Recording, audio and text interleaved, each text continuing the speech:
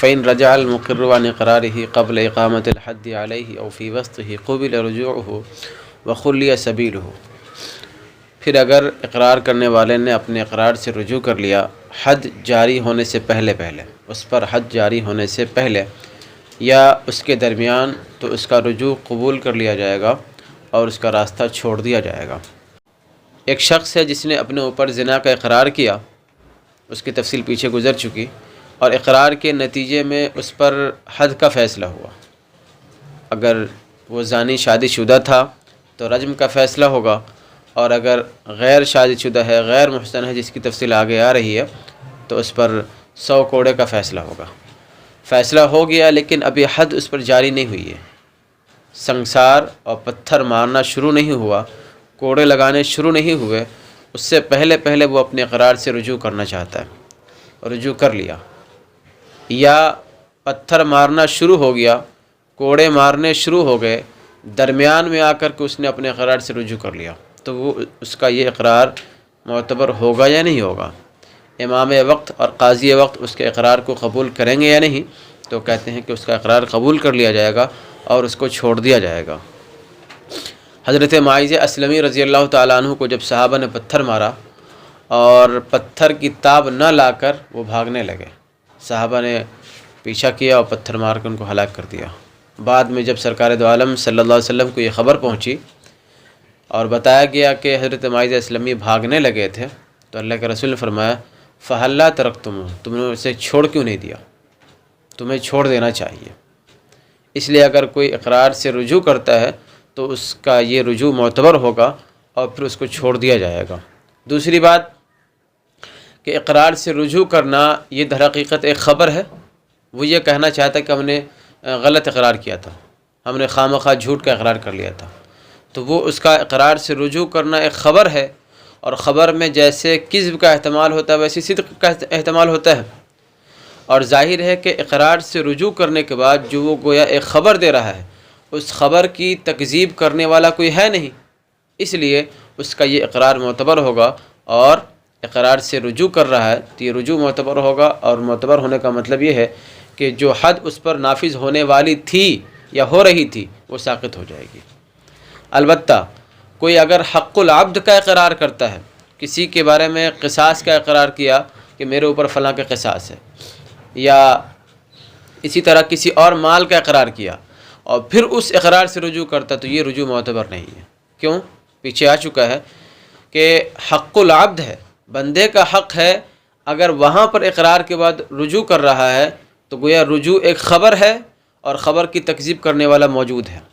چونکہ جس کے لیے حق کا اقرار کیا ہے وہ تو تکذیب کرنے والا ہے نا، لہذا مکذب کے پائے جانے کی وجہ سے اس صورت میں اس کا اقرار سے رجوع کرنا معتبر نہیں ہوگا، لیکن حق اللہ ہے، یہاں پر اس کی تکذیب کرنے والا کوئی ہے نہیں، مکذب نہیں ہے، اس لیے یہاں پر اس کی بات مان لی جائے گی اور اس کا رجوع معتبر ہوگا۔ پھر اگر اقرار کرنے والے نے اپنے اقرار سے رجوع کر لیا اس پر حد جاری ہونے سے پہلے یا اس کے درمیان، تو اس کا رجوع قبول کر لیا جائے گا اور اس کا راستہ چھوڑ دیا جائے گا۔ وَيُسْتَحَبُّ لِلْإِمَامِ أَنْ يُلَقِّنَ الْمُقِرَّ الرُّجُوعَ وَيَقُولُ لَهُ لَعَلَّكَ لَمَسْتَ أَوْ قَبَّلْتَ، اور امام کے لیے مستحب یہ ہے کہ اقرار کرنے والے کو رجوع کی تلقین کرے اور کہے کہ شاید تم نے چھو لیا ہوگا یا بوسہ لے لیا ہوگا۔ جب کوئی آدمی آ کر کے قاضی وقت کے پاس، حاکم وقت کے پاس اپنے خلاف زنا کا اقرار کرتا ہے تو اس امام وقت کے لیے مستحب یہ ہے کہ اس کو اقرار سے رجوع کی تلقین کرے، یعنی اس طرح کے جملے استعمال کرے اور ایسے الفاظ اس وقت کہے جس سے وہ آدمی اپنے اقرار سے رجوع کر لے۔ مثلا جب وہ آ کر کے کہے کہ مجھ سے زنا کا صدور ہو گیا ہے، میں نے زنا کر لیا ہے، تو قاضی وقت اس کو ڈانٹے اور ڈانٹ کے بھگائے اور کہے کہ تم نے زنا نہیں کیا ہوگا، تم نے چھو لیا ہوگا، بوسہ لے لیا ہوگا، تم نے پکڑ لیا ہوگا شہوت کے ساتھ، اور اس کو تم زنا سمجھ رہے ہو، جاؤ جاؤ، ایسا تم سے کچھ نہیں ہوا ہوگا، اس طرح ڈانٹ کر کے اس کو بھگائے۔ اللہ کے رسول صلی اللہ علیہ وسلم کی حدیث ہے، غالباً حضرت عائشہ سے منقول ہے، کہ جہاں تک ہو سکے مسلمانوں سے حد کو دور کرو، جہاں تک ہو سکے مسلمانوں سے حد کو دور کرو، تو قاضی وقت یہ تلقین کرے گا، اس کے لیے بہتر اور مناسب یہی ہے۔ چنانچہ جب حضرت معاذ اسلمی رضی اللہ تعالیٰ عنہ آئے اور آ کر کے اقرار کیا تو اللہ کے رسول نے کہا تھا کہ تم نے شاید چھو لیا ہوگا، تم نے بوسہ لے لیا ہوگا، تم نے پکڑ لیا ہوگا. تو اس طرح آپ نے گویا دبے لفظوں میں ان کو اقرار سے رجوع کی تلقین کر رہے تھے. اس لیے امام وقت کے لیے مستحب یہ ہے کہ وہ رجوع کی تلقین کرے. اور کس طرح کے الفاظ کہے گا، مثلا اس میں لکھ دیے گئے، یا اسی طریقے سے کہہ دے گا کہ ہو سکتا ہے تم نے اس عورت سے شادی کر لی ہوگی، یا شبہتاً تم نے وطی کر لی ہوگی. تو اس طرح کہے گا جس سے وہ اقرار سے رجوع کر لے. لیکن اگر وہ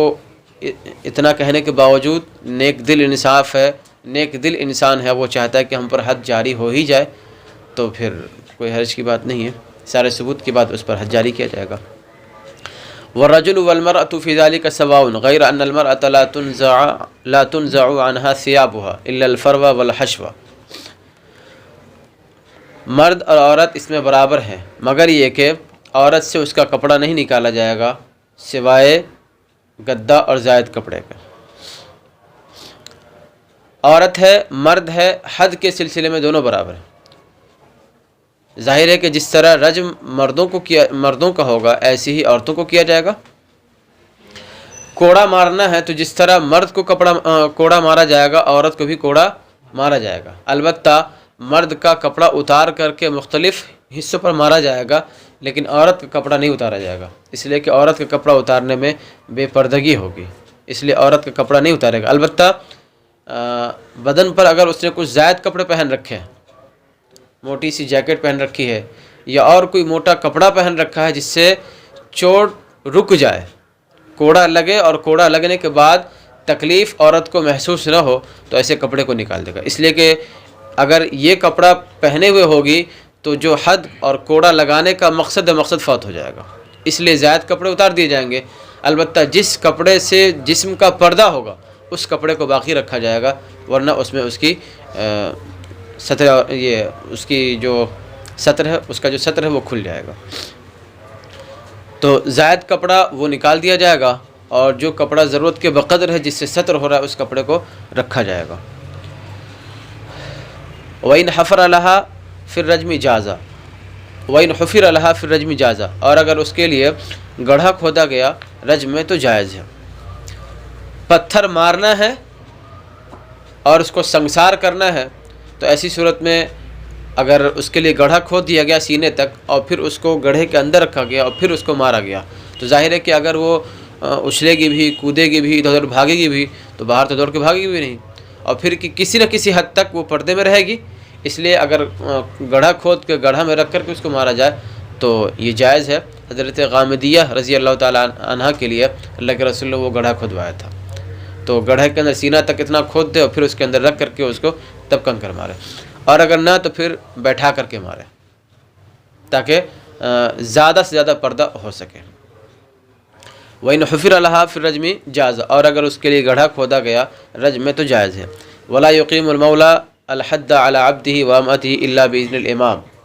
اور آقا حد جاری نہیں کرے گا اپنے غلام پر اور اپنی باندی پر مگر امام کی اجازت سے. کسی آدمی کا غلام ہے، اس کی باندی ہے، اس سے زنا کا صدور ہو گیا اور اس کا ثبوت بھی ہو گیا، تو کیا کوئی آقا از خود اپنے غلام پر یا اپنی باندی پر حد جاری کر سکتا ہے؟ کہتے کہ نہیں. امام وقت کی اگر اجازت ہوگی تو امام وقت کی اجازت سے وہ حد جاری کر سکتا ہے، ورنہ وہ نہیں کر سکتا ہے، کیونکہ یہ سارے حدود در حقیقت حقوق اللہ ہیں،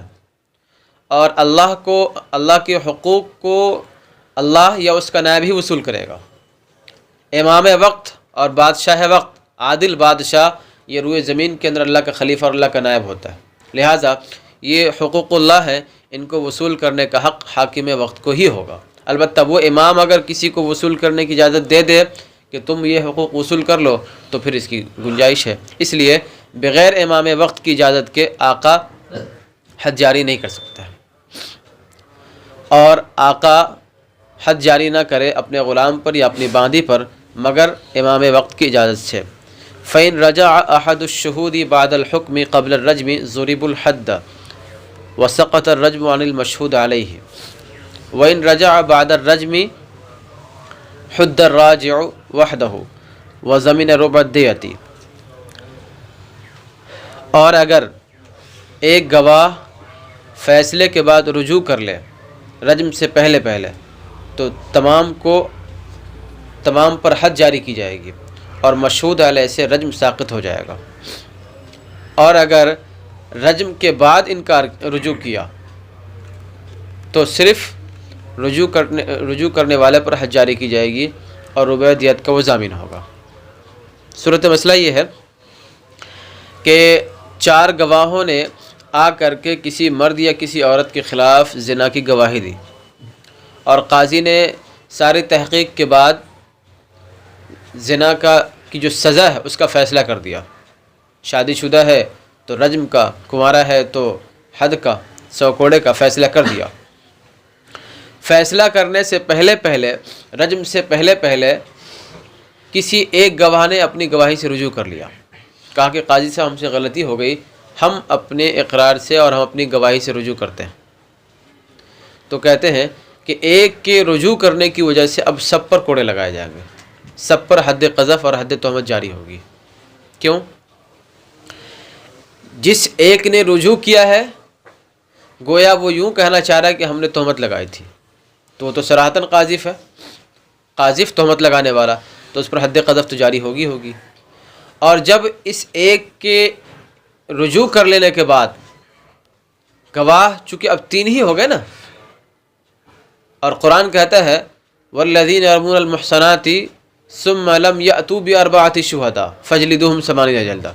جو لوگ پاک دامن عورت پر زنا کی تہمت لگاتے ہیں اور پھر 4 گواہ نہ لا سکے تو اس پر حد قذف، اور جب ایک کم ہو گئے تو بچے کتنے؟ 3، اور 3 کے بارے میں قرآن کہتا ہے کہ حد جاری کی جائے گی، حد قذف، لہذا ان لوگوں پر بھی حد جاری کی جائے گی۔ حضرت امام محمد رحمۃ اللہ علیہ کی رائے یہ ہے کہ نہیں، صرف اور صرف رجوع کرنے والے پر حد جاری کی جائے گی، بقیہ پر حد جاری نہیں کی جائے گی، اس لیے کہ جب انہوں نے گواہی دی اور گواہی کی بنیاد پر قاضی نے فیصلہ کر دیا تو ان کی شہادت پختہ ہو گئی، لہذا پختہ ہونے کے بعد جب تک یہ لوگ از خود رجوع نہ کریں اس وقت تک ان پر حد قذف جاری نہیں ہوگی۔ یہ رجم سے پہلے کی صورتحال ہے۔ اور اگر ان لوگوں کی شہادت کے بعد قاضی نے رجم کا فیصلہ کر دیا اور رجم بھی ہو گیا، رجم کے بعد آ کر کے کوئی اگر اپنے اقرار سے رجوع کرتا ہے تو ایسی صورت میں امام ابو حنیفہ رحمۃ اللہ علیہ بھی کہتے ہیں کہ صرف اور صرف راجع اقرار سے رجوع کرنے والے پر حد جاری کی جائے گی۔ کیوں؟ اس لیے کہ جب قاضی نے فیصلہ سنا دیا اور فیصلہ سنانے کے بعد فیصلے پر عمل بھی ہو گیا، رجم کر دیا گیا، تو گویا اس کی شہادت اب پختہ ہو گئی، اور جب پختہ ہو گئی تو جب تک یہ از خود رجوع نہ کرے اس وقت تک اس پر حد جاری نہیں کی جائے گی، لہٰذا جو رجوع کرے گا اسی پر حد جاری کی جائے گی، بقیہ لوگوں پر حد جاری نہیں کی جائے گی۔ امام محمد رحمۃ اللہ علیہ اس مسئلے میں بھی کہتے ہیں، رجم سے پہلے والے میں بھی اور رجم کے بعد تو خیر کہیں گے ہی وہ۔ امام صاحب اور امام ابو یوسف رحمہ اللہ کے نزدیک رجم سے پہلے کی صورت میں از خود رجوع کرے نہ کرے، اگر ایک گواہ نے رجوع کر لیا تو سب پر حد جاری کی جائے گی، اور اگر رجم کے بعد اگر ایک نے رجوع کیا ہے تو صرف راجے پر، رجوع کرنے والے پر حد قذف جاری ہوگی، بقیہ لوگوں پر نہیں۔ کیوں؟ اس لیے کہ رجم سے پہلے شہادت اس کی پورے طور پر پختہ نہیں ہوئی ہے۔ کیوں؟ اس لیے کہ وہاں پر ابھی رجم تو باقی ہے نا، سزا سے بچایا جا سکتا ہے، لیکن جب سزا نافذ ہو گئی تو ظاہر ہے کہ اب اس شہادت کو ختم کرنے کی اور سزا کو روکنے کی کوئی شکل نہیں ہے، لہٰذا اس صورت میں شہادت تو پختہ ہو گئی، اس لیے اس صورت میں جب تک از خود رجوع نہ کرے اس پر حد جاری نہیں کی جائے گی۔ لیکن پہلی صورت میں رجم سے پہلے اگر کوئی گواہ اگر انکار کر جائے، رجوع کر جائے، تو پھر ایسی صورت میں شہادت ابھی اتنی پختہ ہے نہیں، اس لیے اس صورت میں سب پر حد جاری کی جائے گی۔ تو خلاصہ یہ ہے کہ اگر رجم سے پہلے اگر ایک گواہ نے رجوع کیا ہے تو حضرت امام ابو حنیفہ اور حضرت امام ابو یوسف ان دونوں حضرات کی رائے کے مطابق راجع اور راجع کے ساتھ ساتھ جو باقی لوگ ہیں سب پر حد جاری کی جائے گی، حد قذف۔ امام محمد رحمۃ اللہ علیہ کہتے ہیں کہ نہیں، صرف راجع اور رجوع کرنے والے پر۔ اور اگر رجم کے بعد رجوع کیا ہے تو ایسی صورت میں بالاتفاق صرف اور صرف رجوع کرنے والے پر حد قذف ہوگی، بقیہ لوگوں پر نہیں ہوگی۔ البتہ حد جاری کرنے کے ساتھ ساتھ وہ راجع اور اپنے اقرار سے رجوع کرنے والا ربع دیت کا ضامن بھی ہوگا، اس لیے کہ اس ایک شخص کی جو جان گئی ہے وہ 4 آدمیوں کی شہادت کی بنیاد پر، تو ایک کے حصے میں 1/4 آئے گا، لہذا 1/4 دیت کا وہ ضامن ہوگا۔ اور اگر ایک گواہ نے رجوع کر لیا فیصلے کے بعد رجم سے پہلے تو تمام پر حد جاری کی جائے گی، اور مشہود علیہ سے رجم ساقط ہو جائے گا۔ ظاہر ہے کہ رجم ساقط ہو جائے گا، اس لیے کہ رجم کے ثبوت کے لیے 4 گواہ ضروری تھے، نصاب شہادت پورا نہیں، اس لیے حد ساقط۔ اور اگر رجم کے بعد رجوع کیا تو صرف رجوع کرنے والے پر حد جاری کی جائے گی اور ربع دیت کا ضامن ہوگا۔ وَإِن نَقَصَ عَدَدُ الشُّهُودِ عَنْ 4 حُدُّوا جَمِيعًا، اور گواہ کی تعداد اگر 4 سے کم ہو جائے تو تمام پر حد جاری کی جائے گی۔ 2 آدمیوں نے آ کر گواہی دی، 3 آدمی نے آ کر گواہی دی، یا 1 آدمی نے آ کر گواہی دی، اقرار کیا، دعویٰ کیا کسی کے خلاف زنا کا، اور پھر 4 پورے نہ کر سکے،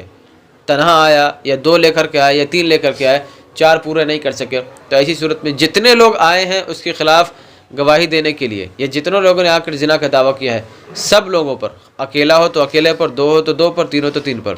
حد جاری کی جائے گی، حد قذف۔ اس لیے کہ قرآن کہتا ہے کہ پاک دامن عورت پر زنا کی تہمت لگانے کے بعد اگر 4 لے کر کے نہ آئے، 4 گواہ، تو پھر ایسے شخص پر حد قذف، اس لیے حد قذف جاری ہوگی اس پر۔ اور اگر گواہوں کی تعداد 4 سے کم ہو گئی تو تمام پر حد جاری کی جائے گی۔ وَإِحْسَانُ الرَّجْمِ أَن يَكُونَ حُرًّا بَالِغًا عَاقِلًا مُسْلِمًا قَدْ تَزَوَّجَ امْرَأَةً نِكَاحًا صَحِيحًا وَقَدْ دَخَلَ بِهَا وَهُمْ عَلَى صِفَةِ الْإِحْسَانِ، اور رجم کے لیے احسان یہ ہے کہ آزاد ہو، بالغ ہو، عاقل ہو، مسلمان ہو، کسی عورت سے نکاح صحیح کر رکھا ہو اور اسے دخول بھی کر لیا ہو، اور وہ دونوں صفت احسان پر ہو۔ زنا کی سزا جو رجم ہے، اس رجم کی سزا ہونے کے لیے کئی شرطیں ضروری ہیں۔ یہ شرطیں اگر پائی جائیں گی تب جا کر کے اس زانی پر رجم کا فیصلہ کیا جائے گا اور اس کو سنسار کر دیا جائے گا، پتھر مار کے ہلاک کر دیا جائے گا۔ اور اگر مذکورہ صفات اور مذکورہ شرائط اس کے اندر نہیں ہے تو پھر اس کو کنکر مار کر، پتھر مار کر ہلاک نہیں کیا جائے گا۔ یہ تقریباً 7 شرطیں ہیں، وہ دیکھ لیجئے۔ نمبر 1، آزاد ہو۔ آزاد ہونا شرط اس لیے ہے کہ اس کی ایک شرط آگے آ رہی ہے، نکاح صحیح کرنا، اور ظاہر ہے کہ غلام اور باندی از خود نکاح صحیح پر قادر نہیں ہے، اس لیے محسن ہونے کے لیے ضروری ہے کہ وہ آزاد ہو، بالغ ہو اور عاقل ہو۔ نابالغ ہے، چھوٹا بچہ ہے، عاقل نہیں ہے، مجنون ہے، تو ظاہر ہے کہ یہ لوگ سزا کے مستحق ہی نہیں ہیں، سزا کے اہل ہی نہیں ہیں۔ اللہ کے رسول صلی اللہ علیہ وسلم نے فرمایا کہ میری امت کے 3 طرح کے افراد سے قلم اٹھا لیا گیا،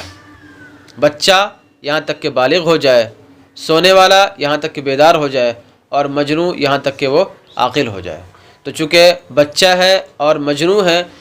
ان سے تو قلم ہی اٹھا لیا گیا، سزا کی اہلیت ہی نہیں رکھتے یہ لوگ، تو پھر اس پر حد جاری کرنے کا کوئی مطلب نہیں ہے۔ اس لیے محسن ہونے کے لیے ضروری ہے کہ وہ زانی بالغ بھی ہو اور عاقل بھی ہو۔ مسلمان ہونا بھی ضروری ہے، غیر مسلم ہے، کافر ہے، تو پھر وہ محسن نہیں ہے۔ اللہ کے رسول نے فرمایا کہ جو شخص اللہ کے ساتھ شرک کرتا ہے وہ محسن نہیں ہو سکتا، اس لیے مسلمان ہونا ضروری ہے۔ قد تزوج امرأة نکاحا صحیحا، نکاح صحیح کر رکھا ہو، یعنی نکاح کے تام ہونے اور صحیح ہونے میں کسی قسم کی کوئی رکاوٹ نہ ہو۔ چنانچہ اگر نکاح صحیح نہیں کیا، نکاح فاسد کر لیا، مثلا بغیر گواہ کے نکاح کر لیا اور پھر وطی کر لیا ہے، تو یہ شخص محسن نہیں کہلائے گا۔ وقد دخل بها، اور دخول بھی کر چکا ہو، صرف نکاح کافی نہیں ہے بلکہ نکاح کر لینے کے بعد وطی کرنا شرط ہے۔ اللہ کے رسول نے فرمایا کہ کوئی شخص اپنی بیوی سے وطی کر لینے کے بعد اگر زنا کرتا ہے تو اس کو قتل کر دو۔ اس لیے دخول بھی ضروری ہے۔ دخول میں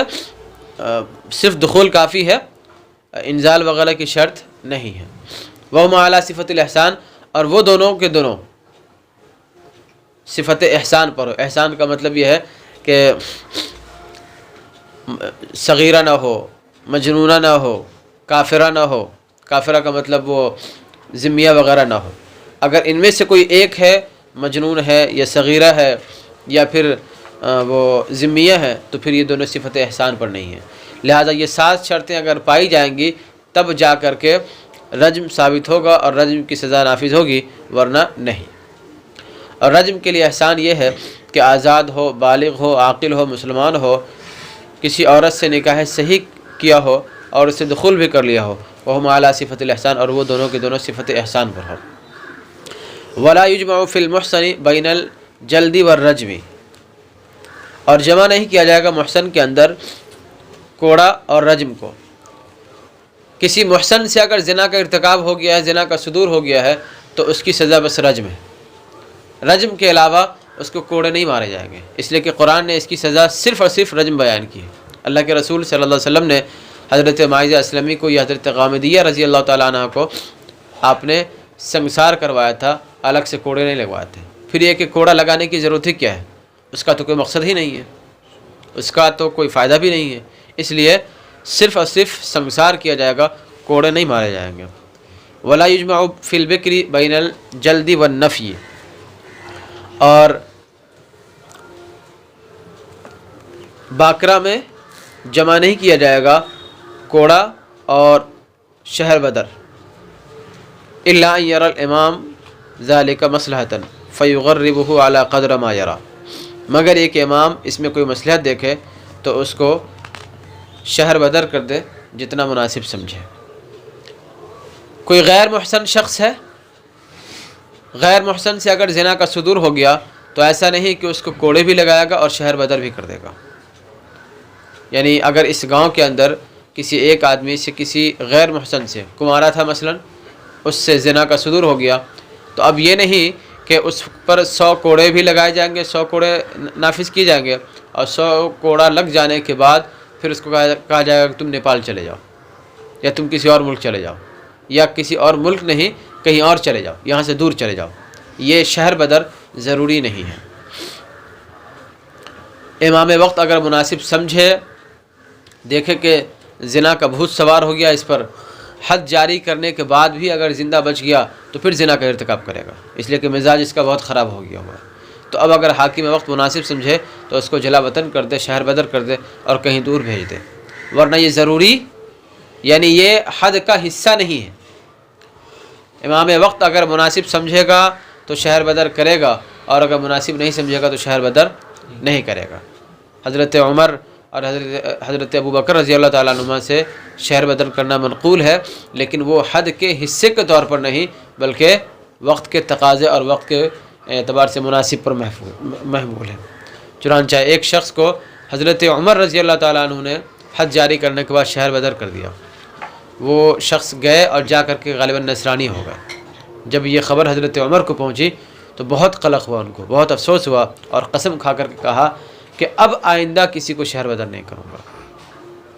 تو امام وقت اگر مصلحت دیکھے، مناسب سمجھے تو شہر بدر کرے، اور مناسب نہ سمجھے تو پھر شہر بدر نہ کرے، یعنی یہ حد کا حصہ نہیں ہے اور حد کا لازمی جز نہیں ہے۔ اور غیر محسن میں جمع نہ کرے کوڑا اور شہر بدر کو، مگر ایک امام اس میں کوئی مصلحت سمجھے تو اس کو غریب بنا دے، غریب کہتے ہیں پردیسی کو، وطن سے باہر کر دے، تو اس کو شہر بدر کر دے جتنا مناسب سمجھے، جتنی مقدار کے لیے، 1 مہینہ، 2 مہینہ، سال بھر، 2 سال، جتنا وہ مناسب سمجھے گا اس کے حالات کے اعتبار سے اتنے دن کے لیے اس کو شہر بدر کر دے گا۔ وَإِذَا زَنَا الْمَرِيضُ وَحَدُّهُ الرَّجْمُ رُجِمَ وَإِنْ كَانَ حَدُّهُ الْجَلْدُ لَمْ يُجْلَدْ حَتَّى يَبْرَأَ، اور جب کسی مریض نے زنا کر لیا اور اس کی حد رجم ہے تو اس کو رجم کیا جائے گا، اور اگر اس کی حد کوڑا ہے تو اس کو کوڑا نہیں مارا جائے گا یہاں تک کہ وہ ٹھیک ہو جائے۔ کسی بیمار آدمی سے زنا کا صدور ہو گیا، اور فرض کر لو کہ وہ آدمی محسن ہے، شادی شدہ ہے، احسان کے لیے جتنے شرائط ہیں وہ سارے شرائط پائے جاتے ہیں، تو ایسے شخص کو رجم کیا جائے گا۔ لہذا رجم کرنے کے لیے اس کی صحت کا انتظار نہیں کیا جائے گا، اس لیے کہ رجم کرنے کا مقصد ہی اس کی جان کو ختم کرنا ہے، اور اس میں تو اور آسانی ہوگی، اس لیے رجم کر دیا جائے گا فوراً۔ البتہ اگر اس غیر محسن تھا اور اس کی سزا کوڑا لگانا ہے تو پھر اس کی صحت کا انتظار کیا جائے گا، اس لیے کہ کوڑا لگانے کا مقصد اس کو ایک سخت قسم کی تکلیف پہنچانی ہے، اس کی جان کو ہلاک کرنا نہیں ہے۔ بیماری کی صورت میں اگر اس کو کوڑے لگائیں گے تو پھر اس کی جان ہی ہلاک ہو جائے گی، اس لیے اس کی صحت کا انتظار کیا جائے گا۔ اور اگر مریض نے زنا کر لیا اور اس کی حد رجم ہے تو رجم کیا جائے گا، اور اگر اس کی حد کوڑا ہے تو کوڑا نہیں مارا جائے گا یہاں تک کہ وہ ٹھیک ہو جائے۔ فَإِذَا زَنَتِ الْحَامِلُ لَمْ تُحَدْ حَتَّى تَضَعَ حَمْلَهَا وَإِنْ كَانَ حَدُّهَا الْجَلْدُ فَحَتَّى تَتَعَالَى مِنْ نِفَاسِهَا۔ پھر اگر حاملہ نے زنا کر لیا تو اس پر حد جاری نہیں کی جائے گی یہاں تک کہ حمل کو جن دے، اور اگر اس کی حد کوڑا لگانا ہے تو یہاں تک کہ وہ نفاس سے پاک ہو جائے۔ ایک عورت ہے، اس سے زنا کا صدور ہوا اور اس کے پیٹ میں پہلے سے حمل ہے، تو حاملہ ہے اور حاملہ سے زنا کا صدور ہو گیا، تو کہتے ہیں کہ ایسی عورت پر فوراً حد جاری نہیں کی جائے گی بلکہ انتظار کیا جائے گا یہاں تک کہ وہ حمل جن دے، پھر اس کے بعد اس پر کوڑا لگایا جائے گا۔ کیوں؟ اس لیے کہ حاملہ عورت ہے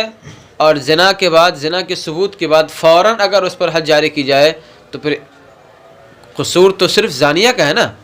اس کے پیٹ میں جو بچہ ہے اس کا کیا قصور ہے؟ اور ابھی حد جاری کرنے میں اگر اس کی حد رجم ہے تو ظاہر ہے کہ اس کے مارنے کے ساتھ اس کا بچہ ہی مر جائے گا۔ چنانچہ ایک عورت جس سے زنا کا صدور ہو گیا تھا، وہ حمل سے تھی، آپ کے پاس آئی تو آپ نے کہا کہ ابھی نہیں، جب حمل جان دے تب۔ اس کے بعد وہ آئی غالباً تو آپ نے فرمایا کہ غالباً حضرت غامدیہ رضی اللہ تعالیٰ عنہ تھی، حمل جاننے کے بعد وہ آئی تو آپ نے کہا کہ ابھی کیسے حد جاری کر دیں، ماں کو حد جاری کر کے ختم کر دیا جائے اور بچہ کو اکیلے چھوڑ دیا جائے، ایسا کیسے ہو سکتا ہے؟ تو قبیلہ انصار کے ایک شخص نے کہا کہ یا رسول اللہ، اس کی پرورش میرے ذمے، اس کو دودھ پلانا اور اس کی پرورش و پرداخت میرے ذمے ہے، تب جا کر کے آپ نے حد جاری کی تھی۔ چنانچہ وہ مشہور قول حضرت عمر رضی اللہ تعالیٰ عنہ کا لولا علی لہلک عمر، وہ اصل میں اسی طرح کے ایک فیصلے کے سلسلے میں تھا۔ حضرت عمر کے زمانے کے اندر اس طرح کا ایک مسئلہ آیا، حاملہ سے زنا کا صدور ہو گیا، حضرت عمر رضی اللہ تعالیٰ عنہ نے اس عورت پر حد جاری کرنے کا فیصلہ فرما دیا۔ حضرت علی نے کہا کہ امیر المومنین یہ کیا کر رہے ہیں آپ؟ اگر اس پر ابھی حد جاری کی جائے گی تو گناہ کا صدور تو اس عورت سے ہوا ہے، اس کے حمل کا کیا قصور ہے؟ ابھی اگر حد جاری کریں گے تو اس عورت کے ساتھ ساتھ بچہ بھی جائے گا۔ حضرت عمر کو فوراً تنبہ ہوا اور اپنے فیصلے پر نظر ثانی فرمائی اور کہا کہ جب بچہ تم جن دو پیدا ہو جائے پھر آنا۔ اور اس موقع پر وہ تاریخی جملہ، مشہور جملہ کہا تھا لولا علی لہلک عمر، کہ اگر آج علی نہ ہوتے تو عمر یہ فیصلہ کر کے ہلاکت میں پڑ جاتے۔ تو جب تک وہ بچہ جن نہ دے، بلکہ امام صاحب رحمۃ اللہ علیہ کی رائے یہ ہے کہ اگر کوئی پرورش کرنے والا نہیں ہے تو جب تک وہ بچہ مدت رضاعت بچے کی پوری نہ ہو جائے اس وقت تک اس کو رجم نہیں کیا جائے گا، اور اگر دوسرا کوئی ہے جو اس کی پرورش کر سکے تو پھر کوئی حرج نہیں ہے۔ اور اگر اس کی حد وہ کوڑا لگانا ہے، مثلا غیر محسن تھی وہ، تو پھر ایسی صورت میں جب وہ نفاس سے پاک ہو جائے گی تب اس پر کوڑے برسائے جائیں گے، اس لیے کہ نفاس بھی ایک قسم کا مرض ہی ہے، نفاس کا جو خون آتا ہے وہ بھی در حقیقت ایک قسم کا مرض ہے، لہٰذا اگر بیمار ہو تو جب تک وہ تندرست نہ ہو اس وقت تک اس کو کوڑا نہیں لگایا جاتے ہیں، اس لیے نفاس سے جب تک پاک ہو جائے نہ ہو اس وقت تک کوڑا نہیں لگایا جائے گا۔ وَإِذَا شَهِدَ الشُّهُودُ بِحَدٍّ مُتَقَادِمٍ لم يمنعهم عن اقامته بعدهم عن الامام لم تقبل شهادتهم الا في حد القذف خاصة۔ اور جب گواہوں نے ایک پرانی حد کی گواہی دی جن کے قائم کرنے سے ان کا امام سے دور ہونا نہیں روکا تھا تو اس کی گواہی قبول نہیں کی جائے گی مگر خاص طور سے حد قذف کے سلسلے میں۔ چند گواہوں نے آ کر کے قاضی صاحب کے پاس گواہی دی کہ قاضی صاحب، زید نے اتنے دن پہلے آ کر کے زید نے اتنے دن پہلے زنا کر لیا تھا۔ تو اگر گواہ آ کر کے ایک پرانی حد کے بارے میں، یعنی ایک پرانے واقعے کے سلسلے میں وہ گواہی دے رہے ہیں، اور اس وقت جس وقت انہوں نے دیکھا تھا مثلا زنا کرتے ہوئے، قاضی کے پاس آ کر کے گواہی دینے سے کوئی چیز مانے نہیں تھی، بلا وجہ انہوں نے تاخیر کر دی، تو ایسی صورت میں اس کی گواہی قبول نہیں کی جائے گی۔ لیکن اگر کوئی عذر ہے مثلاً قاضی شہر اتنی دور ہے کہ وہاں تک جاتے جاتے ایک مدت گزر جائے گی، یا جو شاہدین ہیں گواہ لوگ اتفاق سے چاروں کے چاروں بیمار پڑے ہوئے تھے اور اتنے بیمار تھے کہ قاضی کے پاس جا نہیں سکتے تھے، تو اگر کوئی عذر ہے اور عذر کی وجہ سے تاخیر ہوئی ہے تب تو قبول کر لی جائے گی، لیکن اگر بغیر کسی عذر کے، اسی کو کہا لم یمنعہم عن اقامتہ بعدہم، کہ دور ہونے نے نہیں روکا تھا، دور تھا یا اور کوئی عذر تھا تب تو قبول کر لیا جائے گا، لیکن کوئی عذر نہیں تھا، بغیر کسی عذر کے اس نے تاخیر کر دی تو ایسی صورت میں اس کی گواہی قبول نہیں کی جائے گی۔ کیوں؟ اس لیے کہ اس صورت میں وہ متہم ہے، ہو سکتا ہے کہ اس نے جرم کی پردہ پوشی کا ارادہ کیا ہو، زنا کرتے ہوئے دیکھا، لیکن دیکھ کر کے اس کے دل میں رحم آیا کہ چلو شاید یہ سدھر جائے، تو پردہ پوشی کا ارادہ کر لیا، بعد میں شاید اس سے کوئی مسئلہ ہو گیا ہوگا، جھگڑا ہو گیا ہوگا، یا اس طرح کا اور کوئی مسئلہ پیش آیا ہوگا، اب دشمنی میں آ کر کے وہ گواہی دے رہا ہے، تو اب گویا حقوق اللہ کی بنیاد پر گواہی نہیں دے رہا ہے، بلکہ خواہش نفس کی بنیاد پر اور حسد اور عداوت کی بنیاد پر وہ گواہی دے رہا ہے، اس لیے اس کی یہ شہادت قبول نہیں ہے۔ اور اگر پردہ پوشی کا ارادہ نہیں تھا، ایسے ہی چھپا دیا تھا، تو گویا ایک جرم کو اس نے چھپایا، اور اخفاء جرم ارتکاب جرم سے تو ظاہر کم نہیں ہے، لہذا فاسق، اور فاسق کی شہادت تو ایسی ہی معتبر نہیں ہے، اس لیے اس کی گواہی قبول نہیں کی جائے گی۔ البتہ حد قذف کے سلسلے میں گواہی قبول کر لی جائے گی۔ ایک شخص نے ایک شخص کے خلاف زنا کا دعویٰ کیا، اور 1 مہینے کے پاس مثلا زید نے خالد کے بارے میں کہا کہ بھائی تم نے زنا کر لیا، زنا کا دعویٰ کر دیا۔ خالد جس کے خلاف زنا کا دعویٰ کیا گیا ہے، 1 مہینے کے بعد جا کے قاضی صاحب سے کہتا ہے کہ قاضی صاحب زید نے 1 مہینہ پہلے مجھ پر تہمت لگائی تھی، اور اس دعویٰ کو ثابت کرنے کے لیے خالد نے چند گواہوں کو پیش کر دیے، اور گواہوں نے آ کر گواہی دی کہ جی قاضی صاحب 1 مہینہ پہلے اس کے خلاف زنا کا دعویٰ کیا تھا، تہمت لگائی تھی، تو کہتے ہیں کہ یہ گواہی قبول کر لی جائے گی، اس لیے کہ حق العبد ہے، اور حق العبد میں حد میں پرانا اور نیا ہونا اس سے کوئی فرق نہیں پڑتا ہے۔ حقوق اللہ کے اندر وقت کا گزر جانا، ایک مدت کا گزر جانا، اس کا پرانا ہو جانا، یہ حد کے ساقط ہونے کے لیے کافی ہے، حد اس سے ساقط ہو جائے گی، لیکن حقوق العباد کے سلسلے میں یہ معتبر نہیں ہے۔ چنانچہ اسی وجہ سے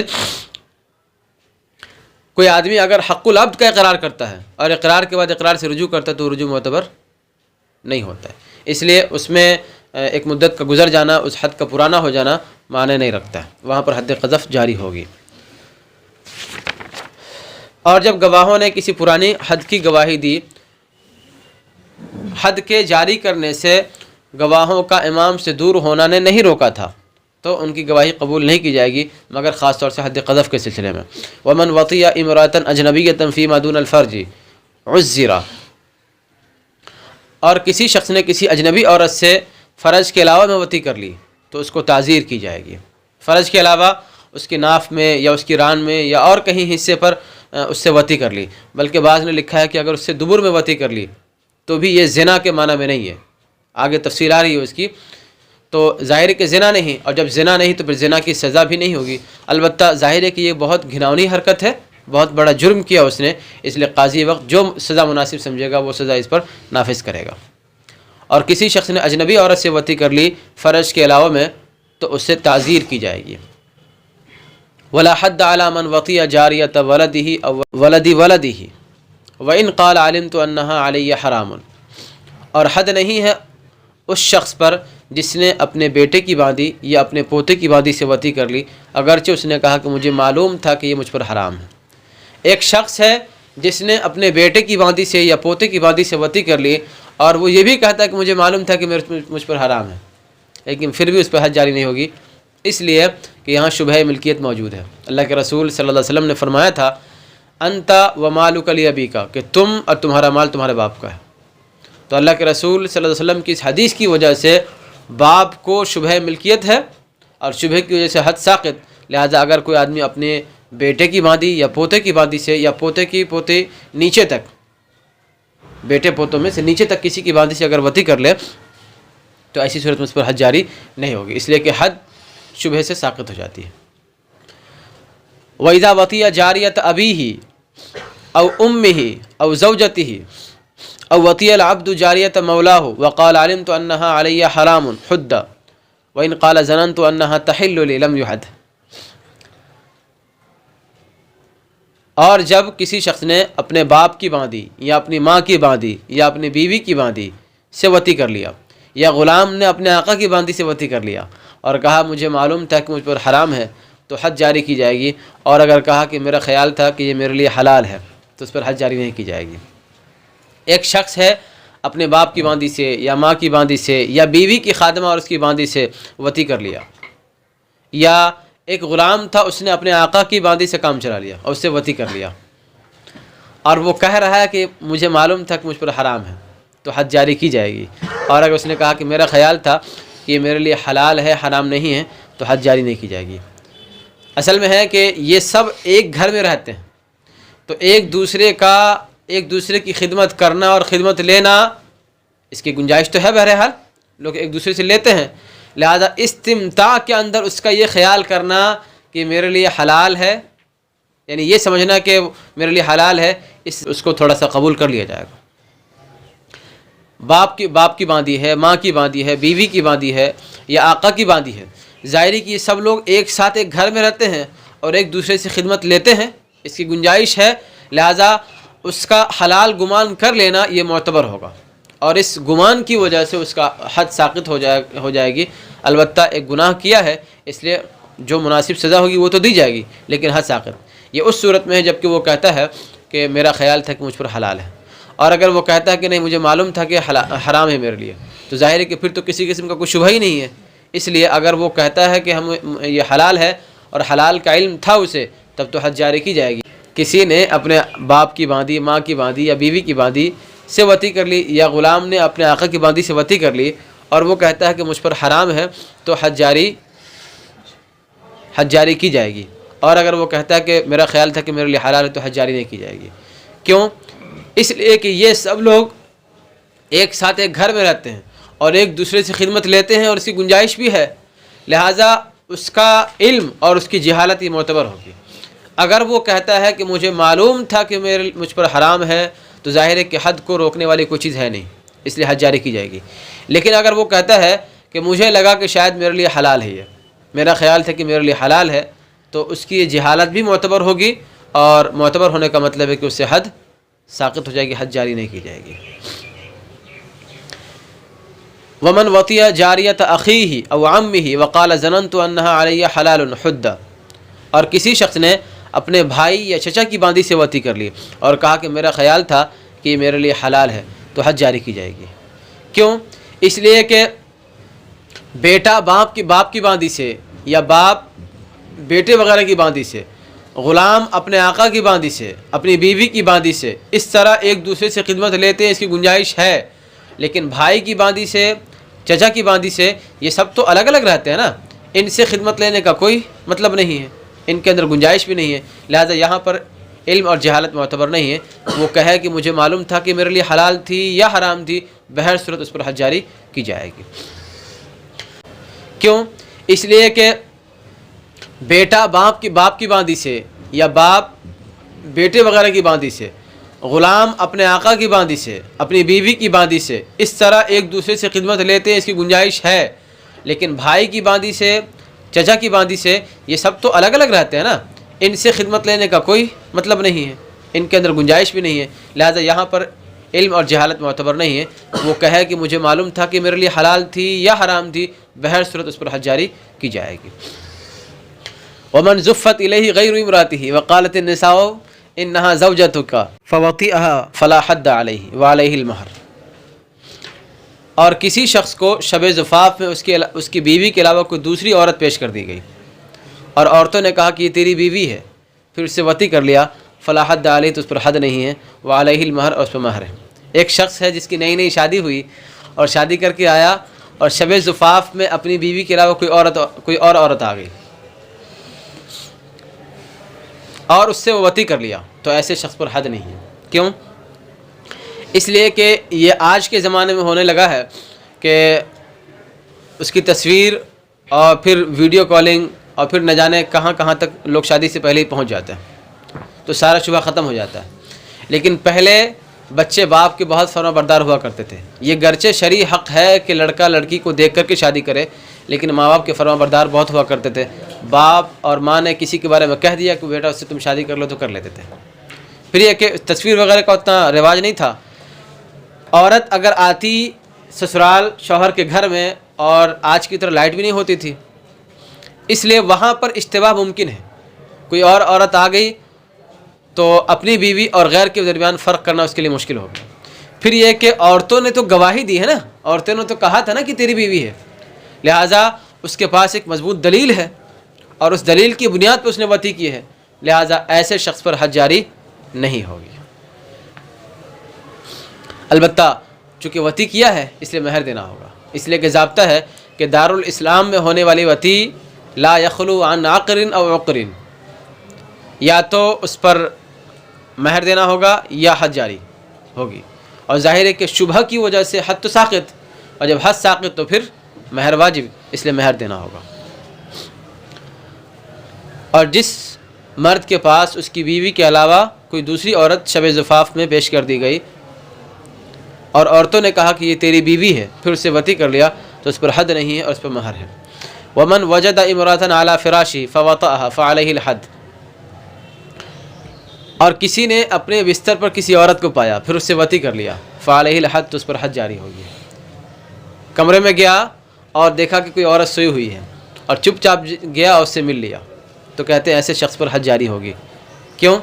اس لیے کہ بیوی کے ساتھ جب ایک مدت گزر جاتی ہے تو بیوی کی ہر چیز پہچان لی جاتی ہے، اس کی چپل، اس کے کپڑے، اس کے رہن سہن، اس کے جسم کی جو ساخت ہے وہ سب پہچان میں آ جاتی ہے۔ پھر یہاں پر شبہ کا کوئی سوال پیدا نہیں ہوتا ہے۔ پھر یہ کہ اپنا گھر ہے تو اپنے گھر میں ظاہر ہے کہ بعض اوقات ضرورت کے تحت محارم بھی سو جاتی ہے۔ کبھی ضروری نہیں ہے نا کہ بیٹے کی بستر میں ماں نہ سوئے، ماں بھی جا کے بھی سو سکتی ہے، بہن بھی سو سکتی ہے۔ تو جب محارم کے سونے کا امکان ہے تو اس کے ذمہ تحقیق ضروری تھی کہ تم تحقیق کر لو کہ کون ہو۔ اس نے تحقیق کی نہیں، اس لیے اس پر حد جاری ہوگی۔ البتہ کوئی عورت سوئی ہوئی تھی، اندھیرا تھا، اس نے جا کے کہا کہ کون؟ اس نے کہا کہ میں آپ کی بیگم، پھر اس سے وطی کر لیا تو حد ساقط ہو جائے گی۔ ومن تزوج امرأة لا يحل له نکاحها فوطئها لم يجب عليه الحد، اور کسی نے کسی ایسی عورت سے شادی کر لی جس سے اس کا نکاح حلال نہیں ہے، پھر اس سے وطی کر لیا تو اس پر حد جاری نہیں ہوگی۔ ایسی عورت ہے جس سے نکاح اس کے لیے درست نہیں ہے، مثلا اپنے بیوی کی بیٹی ہے دوسرے گھر سے، رضائی بھائی بہن وغیرہ، یا اور کوئی ہے ایسی عورت ہے جس سے اس کا نکاح درست نہیں ہے، ایسی عورت سے اس کا نکاح ہو گیا اور نکاح کے بعد وطی کر لیا، تو امام ابو حنیفہ رحمۃ اللہ علیہ کہتے ہیں کہ نکاح کی وجہ سے شبہ عقد تو پایا گیا بہرحال، اس لیے اب اگر کوئی وطی کرتا ہے تو اس پر حد جاری نہیں ہوگی۔ صاحبان نے کہا کہ بھائی وہ عورت حلال ہی نہیں ہے تو شبہ کس بات کا، اس لیے حد جاری کی جائے گی۔ ومن اتی امرأة فی الموضع المکروہ او عمل عمل قوم لوط فلا حد علیہ عند ابی حنیفہ رحمہ اللہ ویعذر وقال رحمہ اللہ تعالی هو کالزنا فیحد، اور کوئی مرد کسی عورت کے مکروہ جگہ میں آیا یا قوم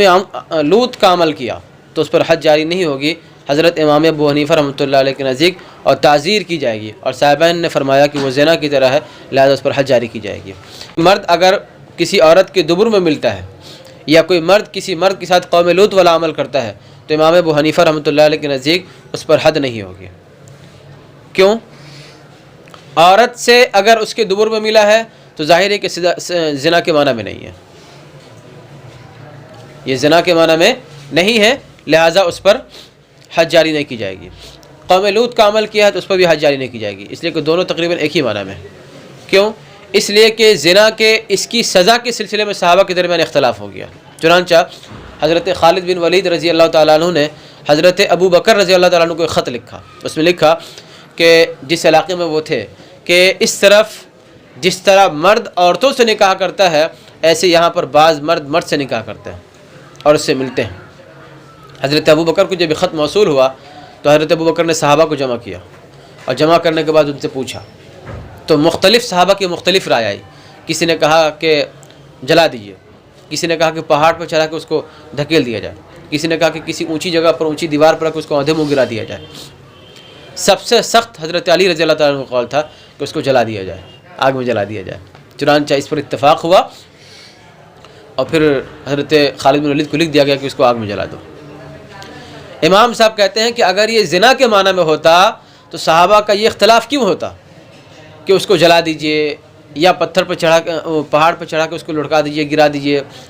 یہ اختلاف اس بات پر دلیل ہے کہ زنا نہیں ہے، اس لیے کہ زنا کی سزا تو قرآن میں متعین ہے، اور جب زنا نہیں تو پھر زنا کی حد بھی نہیں۔ البتہ یہ انتہائی گھناؤنی حرکت ہے، انتہائی برا عمل ہے، اس لیے امام وقت جو مناسب سمجھے گا تو وہ سزا دے گا۔ صاحبان کہتے ہیں کہ نہیں، زنا کی طرح ہے، زنا کی طرح ہے، اس لیے کہ جس طرح کوئی مرد اگر عورت کے اگلے حصے میں ملتا ہے اس سے شہوت پوری ہوتی ہے، اس میں بھی شہوت پوری ہوتی ہے۔ قوم لوط والا عمل کرتا ہے تو اس میں شہوت پوری ہوتی ہے، بلکہ قوم لوط کو تو عورتوں کے بالمقابل مردوں میں زیادہ لذت تھی۔ جب حضرت لوط علیہ السلام نے کہا تھا ہاؤلائی بناتی ہن اطہر لکم، تو کہا کہ آپ جانتے ہیں کہ عورتوں سے میرا کوئی لینا دینا نہیں ہے۔ وہ اسی لیے کہ ان لوگوں کو مردوں کے اندر عورتوں کے بالمقابل زیادہ لذت ہوتی تھی۔ تو اس صاحبان کہتے ہیں کہ زنا کی طرح ہے، اور جب زنا ہے تو اس پر حد جاری ہوگی۔ ومن وطی بہیمۃ فلا حد علیہ، کسی نے کسی جانور سے وطی کر لی تو اس پر حد جاری نہیں کی جائے گی، اس لیے کہ ظاہر ہے کہ زنا شہوت کامل نہیں ہے، زنا نہیں ہے، لہذا اس پر زنا کی حد نہیں۔ البتہ جو مناسب سزا ہوگی وہ مناسب سزا اس کو دی جائے گی۔ بعض روایتوں میں غالباً آتا ہے کہ اگر کوئی جانور کے ساتھ اگر قتل کرتا، جانور کے ساتھ زنا کرتا، وطی کرتا ہے تو اس واتی کو بھی اور موتوا جانور کو بھی، دونوں کو قتل کر دو۔ ومن زنا فی دار الحرب او فی دار البغی ثم خرج الینا لم یقم علیہ الحد، لم یقیم علیہ الحد، اور کسی نے دار الحرب میں زنا کیا یا دار البغی میں زنا کیا، پھر وہ نکل کے ہمارے پاس آ گیا تو اس پر حد جاری نہیں کرے گا یا اس پر حد جاری نہیں کی جائے گی۔ ایک شخص ہے جس نے دار الحرب میں جا کر کے دار الحرب میں زنا کیا اور وہاں زنا کر کے پھر دار الاسلام میں آ گیا، یا دار البغی جہاں حکومت وقت کے خلاف بغاوت ہو گیا، تو دار البغاوت اس میں اگر کسی نے زنا کیا ہے تو ایسی صورت میں اس پر حد جاری نہیں کی جائے گی، اس لیے کہ دار الحرب میں زنا سزا کا نہ ہونا تو ظاہر ہے، اس لیے کہ زنا پر سزا کا نافذ کرنا وہ دراصل زانی اور اس مجرم پر ڈانٹ ڈپٹ ہے، پھٹکار ہے، اور دوسرے لوگوں کو اس طرح کے جرائم سے روکنا ہے۔ اور ظاہر ہے کہ امام المسلمین کی جو طاقت ہے اور اس کا جو دائرہ کار ہے وہ دارالاسلام ہی ہے، دارالاسلام سے آگے دارالحرب نہیں ہے، لہذا اس پر سزا نہیں، حد جاری نہیں۔ پھر وہاں سے زنا کر کے یہاں آ گیا دارالاسلام تب بھی حد نہیں، اس لیے کہ جہاں پر زنا کا صدور ہوا ہے وہ زنا موجب حد نہیں ہے، اور جب وہ زنا موجب حد ہی نہیں تو پھر بعد میں دارالاسلام میں آنے کے بعد بھی اس پر حد جاری نہیں کی جائے گی۔ اسی طریقے سے دارالبغاوت ہے، جس ملک میں حکومت وقت کے خلاف بغاوت ہو گیا ہے وہ بھی تقریباً دارالحرب ہی کی طرح ہے، اس لیے اس پر بھی حد جاری نہیں کی جائے گی۔ ومن زنا فی دار الحرب او فی دار البغی ثم خرج الینا لم یقم علیہ الحد، اور کسی نے دار الحرب میں یا دار البغاوت میں زنا کر لیا پھر نکل کر ہمارے پاس آیا تو اس پر حد جاری نہیں کی جائے گی۔